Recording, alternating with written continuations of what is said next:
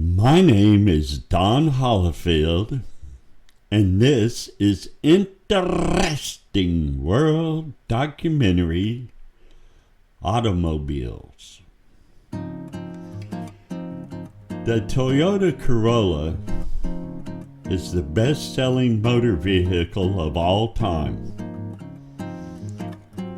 But the RAV4 came in there with that SUV look and the high technology, and it just took over. And then zoomed in the Tesla Model Y, the everything car. And that's the kind of stuff you only get right here on Interesting World Documentary. Yeah, because a car or an automobile is a motor vehicle with wheels, no doubt. And most definitions of cars state that they run primarily on roads, seat 1 to 8 people, have 4 wheels, and mainly transport people rather than cargo. There are around 1 billion cars in use worldwide. 1 billion cars in use worldwide. Wow. The French inventor Nicolas Joseph Cugnot built the first steam-powered road vehicle in 1769, while the Swiss inventor Francois de Ribas designed and constructed the final internal combustion-powered automobile in 1808.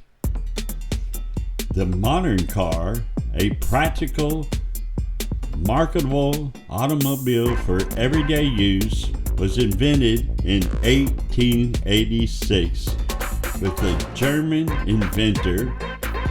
Guess who it is, everybody? Come on, guess. I just said 1886. I'm sorry. I'm a pretty good narrator, I guess sometimes. They say so. But I can't help it. Look at this. German, I can't read it. I can't read this stuff. I'm going to just have to tell you, I've done so many documentaries, I know what's about. Without reading this, I'm going to tell you what it says. German inventor Carl Benz patented his patented motor wagon. Commercial cars became widely available during the 20th century. The 1901 Oldsmobile curved dash. Imagine that, the curved dash. I can hardly think what it's going to say next. And the 1908 Ford model. I'll give you a couple of hints. Henry Ford made it. I mean, he didn't make it. Actually, he didn't make it. The Dodge brothers did. But it's called the Model, or was that the Model A? Oh, shit. Okay. Anyways, the 1908 Ford Model T. Both American cars are widely considered the first mass-produced and mass-affordable cars, respectively. Okay, Carl, I'm going to give it to Carl right now, dude. You're in every single documentary I've ever done. How did you do this? I swear to God, this guy is great. Okay, that's it. We're going to do this is an official announcement for only people crazy enough to watch these documentaries. We're going to do a documentary on Carl Benz. And I won't even have to read shit. I know all about him. Cars have controls for driving, parking, passenger comfort, and a variety of lamps, all kinds of lamps. All kinds of features. Everything. It's great. We got good cars, but I'm telling you, it started off with Corolla, it went to the RAV4, and now the Tesla, the everything car. And why is it called the everything car? Well, because it does everything. First of all, it goes 300 miles, and that's all you really got to go to be with a gas car. This is not an electric motorcycle. By the way, I suggested nobody buy an electric motorcycle. I suggest everybody get an electric car, but you're probably going to pay too much for it. And real soon they're going to have much better batteries. So if you buy it, you're pretty much throwing your money out the window. But if you buy a gas one, you're still going to get money for it because people are always going to want gas. I mean, come on. People still want the Model T. If you had a Model T right now, and we're not really even sure who invented it, but whoever the frick invented it, not mass-produced it. That was Henry Ford. You would get more money for it now than what you paid for it. Well, that might not be the case for the Model Y if they immediately get new batteries. But who knows? I don't know how that's going to work out. I don't know what's happening to the whole Tesla organization. But if it was me, you don't even need to watch the rest of this documentary. I'm going to tell you which car to buy. An all-wheel drive Subaru or an Audi. I'm just kidding, but that is exactly what I would want. I would go down and see if I could afford a Subaru, and if I could, I'd buy it. And if there was no Subarus and only Audis, I'd be glad to have one of them. But I would not get a Tesla or a RAV4 or a Toyota Corolla. I mean, Toyota Corolla is so vanilla. I mean, a minivan is more exciting than a Toyota Corolla. And they used to be really sporty back in the 70s, the mid-70s. Those Toyota Corollas were sporty. They came out in 66. You guys know all about them, don't you? You know about the Tesla Y is a battery electric compact crossover SUV produced by Tesla since 2020. The vehicles was presented in March of 2019 as the company's fifth production model since its inception after the Roadster, Model S, Model X, and Model 3. After its introduction in 2019, the Model Y started production at the Fremont factory in California. Okay, there goes that loving relationship between California and Tesla. Production at Giga Shanghai, China was added in December 2020. I want a Chinese Tesla. Okay, so I can get it. I can get it now. This whole Chinese market's huge. It's much bigger. I don't have to be a rocket scientist to say there's more people buying stuff in China than in America. Now, whether they can afford it or not depends a lot on us or somebody who pays them to work over there. U.S. since late 2021, deliveries from Giga Berlin, Germany started in March of 2022. Now, I didn't think I would ever live in a world where an electric car would not only be successful, but be built in Germany and China at the same time. I mean, I figured U.S. will do anything. This is a crazy place over here.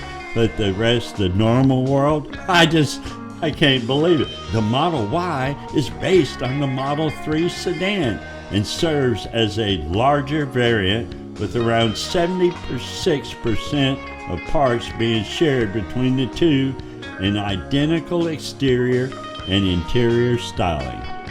While most Model Y configured with two-row seating in the U.S., the Model Y offers an optional third-row seats for a 7-passenger seating capacity. Or you can just have your mother-in-law sit in your lap. No, a 2023 Tesla delivered. How many did they deliver? I want everybody to guess. I'm looking at it right now. It says 1.2 million Model Ys, making it the world's best-selling vehicle that year, surpassing the Toyota Corolla and becoming the first electric vehicle to claim that title.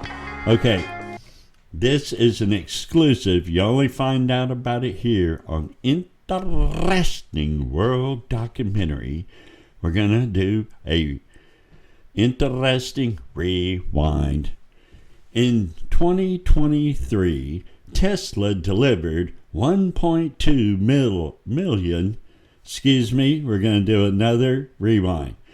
In 2023, Tesla delivered 1.2 million Model Ys, making it the world's best-selling vehicle that year, surpassing the Toyota Corolla and becoming the first electric vehicle to claim that title.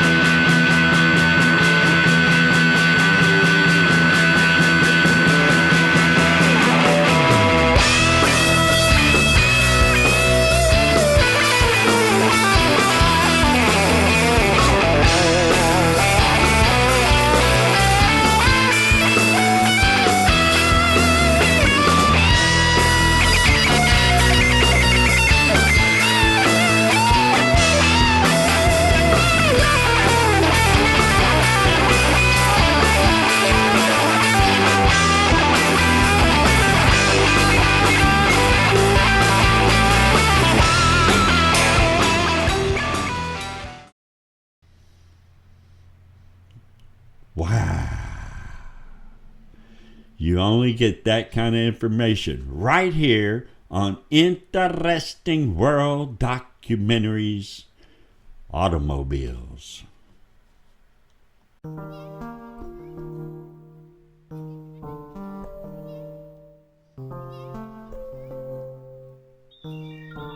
Sedan is a conventional example of a four-door passenger car. More often than not, sedans have a three-box design with separate areas for engine, passenger, and cargo, which allows for a stable driving thanks to better weight distribution. Also, its unibody construction curtails a substantial amount of weight out of the car, resulting in better fuel economy. Oh yeah, the sedan.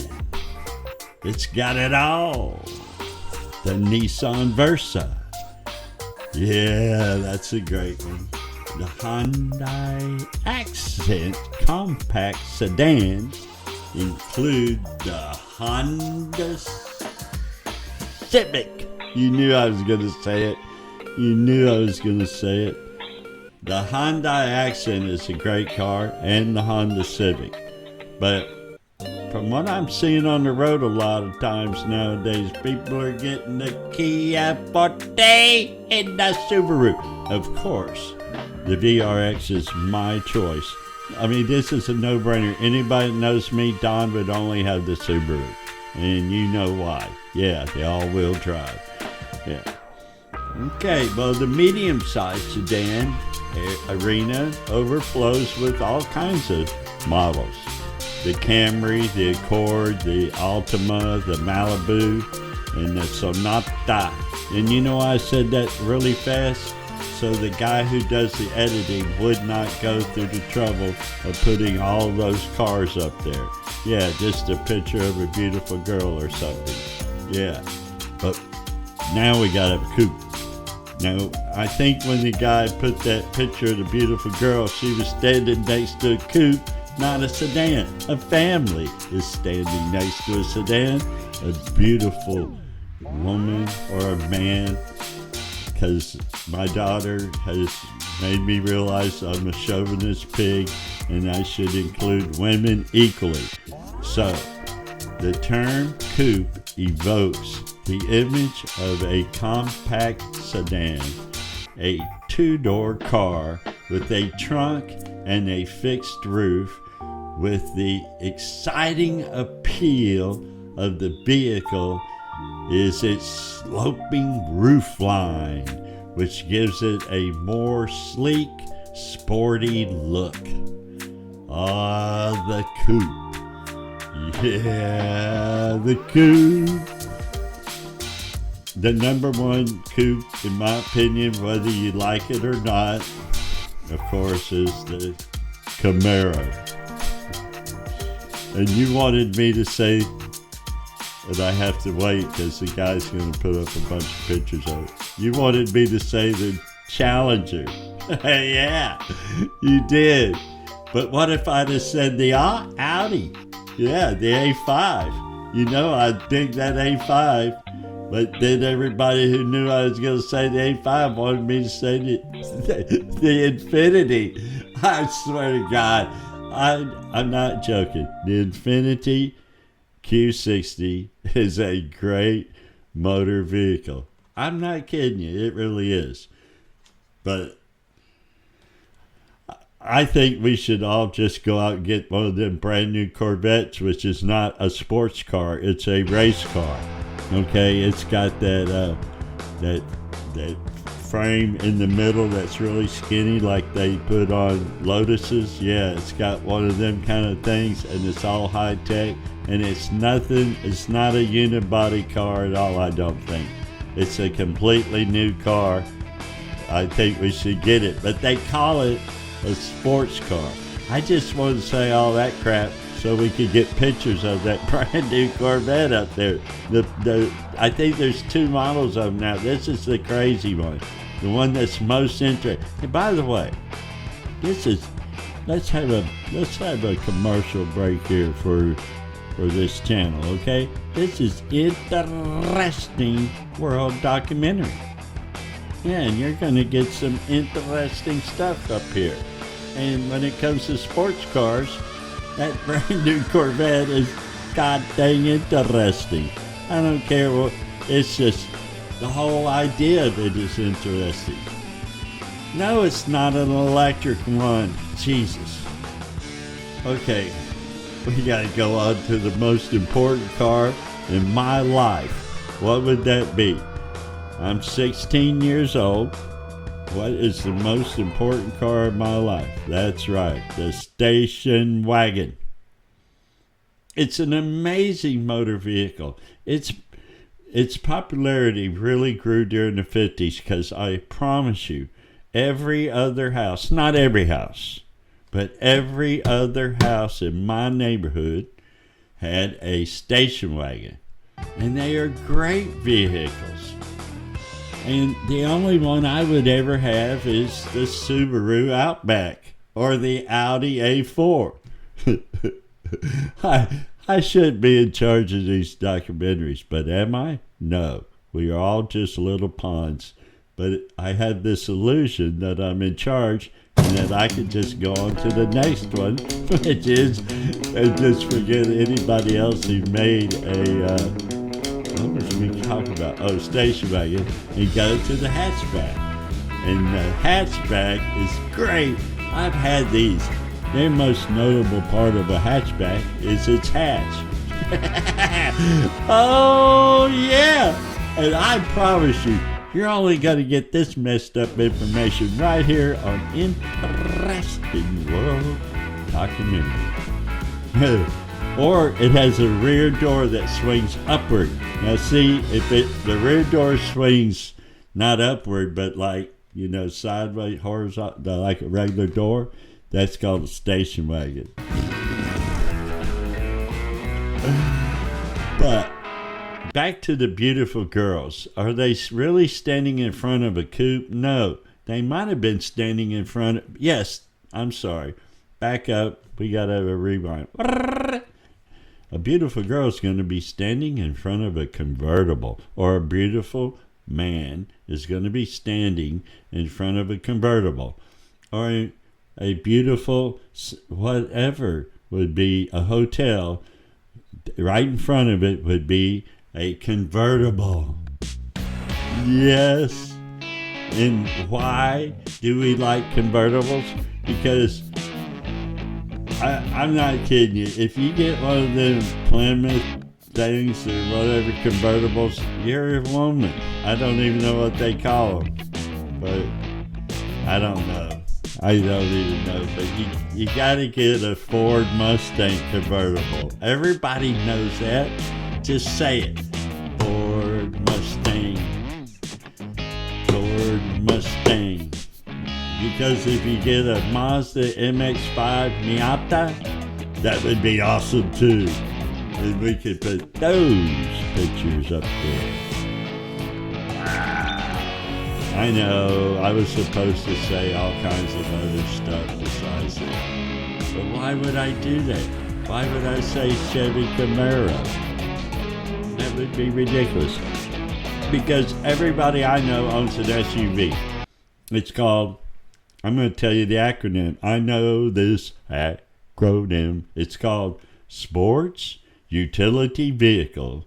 Is defined by its off-road capabilities and roominess. And I love roominess. Here's what happened.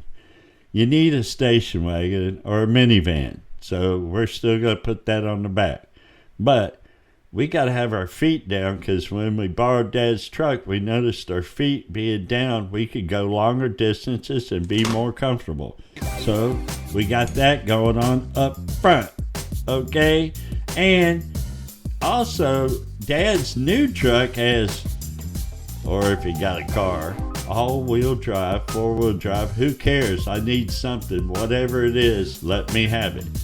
Now that is a real authentic sports utility vehicle, and because this classification is so populated with wonderful vehicles, I'm not going to mention one dang one of them. And we'll see what kind of show the editor gives you on this one. But I had a little minivan. I had a Plymouth minivan. Not a Chrysler, a Plymouth minivan. I don't even know what it's called, but I think it was Plymouth. I actually had two. I had a gray and a green. And that's all I'm going to say about minivans, because you should have bought a pickup truck. And I have a whole documentary on trucks. And right now, I think there should be a card up in the corner that says, go watch the trucks because you're bored with this video. It's time to watch one about trucks. But no, you're not going to leave because you know the next one after trucks is Jeeps. Jeeps. What about a Jeep, huh? I don't know. Jeep. What does that mean to you? When somebody says Jeep, what does that mean? Is that a particular brand or is that a type of vehicle? This is very interesting, and I promise you, this is deep thought. You didn't know that we were going to get into deep thought right here on Interesting World. What is a Jeep? Is it synonymous with an entire product line? Or is it a specific model? Or is it a specific model designed by a specific person during a specific time? I mean, really, what is a Jeep? Okay, nobody knows what a Jeep is. I mean, really, what is that? Because somebody says that there's somebody saying they sell the Jeep, but how can that be? I mean, the Jeep's been gone for a long time.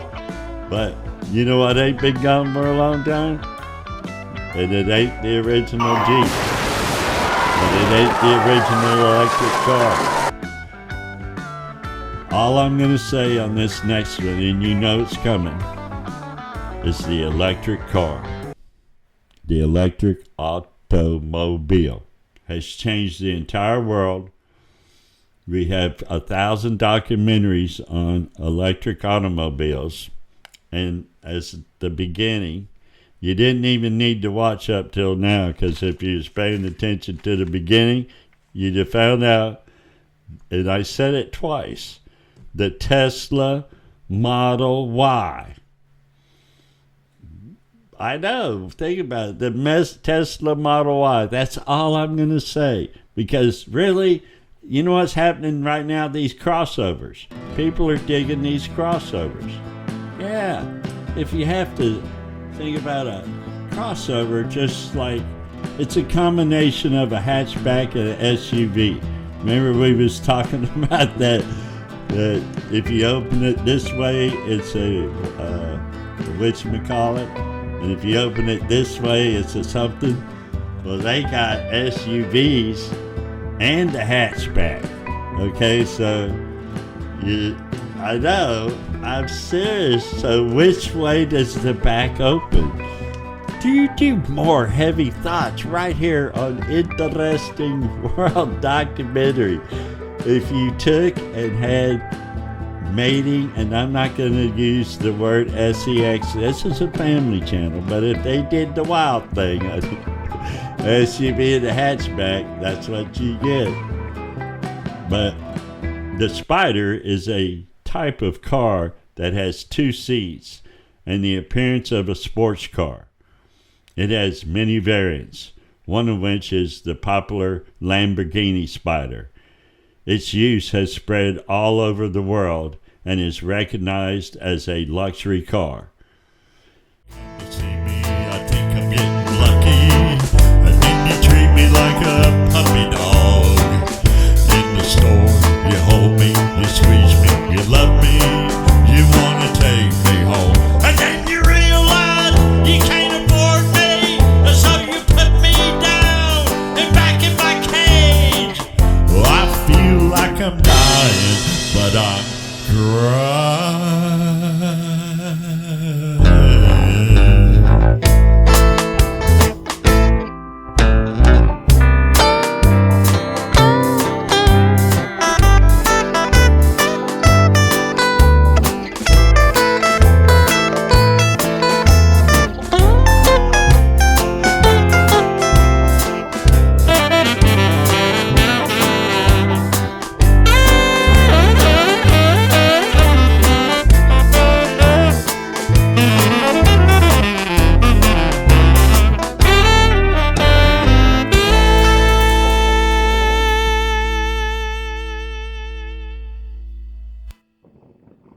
I woke up this morning and found out I had a flat tire on my Lamborghini Spider and was very upset until somebody woke me up. There was a time when it was used as a racing car in the United States Auto Club during the 50s and 60s. The Spider is also often called the Roadster, which is originally used to describe a horse that is suitable for traveling on open roads.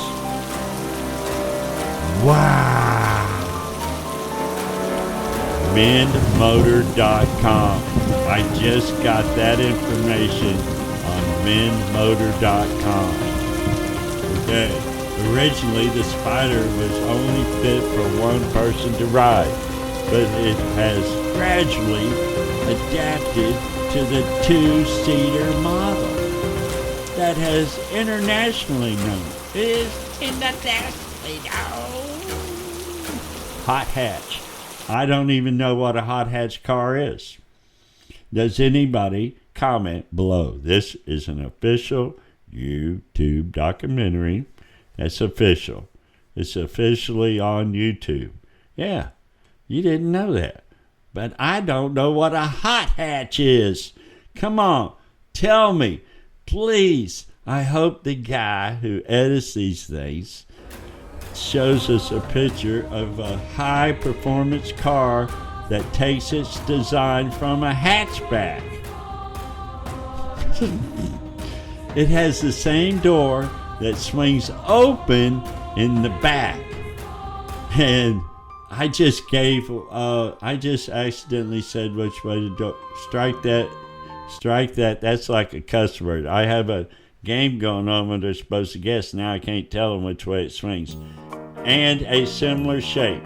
Okay. Though not as spacious or large as a hatchback, it can still fit up to 5 passengers and quite a bit of cargo. In other words, they figured out a way to make the same car smaller. It began being manufactured in the late 1980s and is a favorite among consumers in Europe and Asia. I'm going to give a shout out to my buddy right now, Chucky, with Chucky Limousine in Denver, Colorado. He's probably out driving a big, huge truck, watching my truck documentary, because he got me very interested in limousines, because we played in a band together. We were semi-professional. We left an instrument at every gig, and he had a limousine company, and it used to pull up in front of every gig I did with all kinds of, I can't, but that's another video, huh? A limousine is considered one of the most luxurious cars in the world. These type of cars are noted for its large length and the partition between the back and the front. The chauffeur is who drives a limousine, not a licensed car driver. No, you gotta have a chauffeur's license, literally.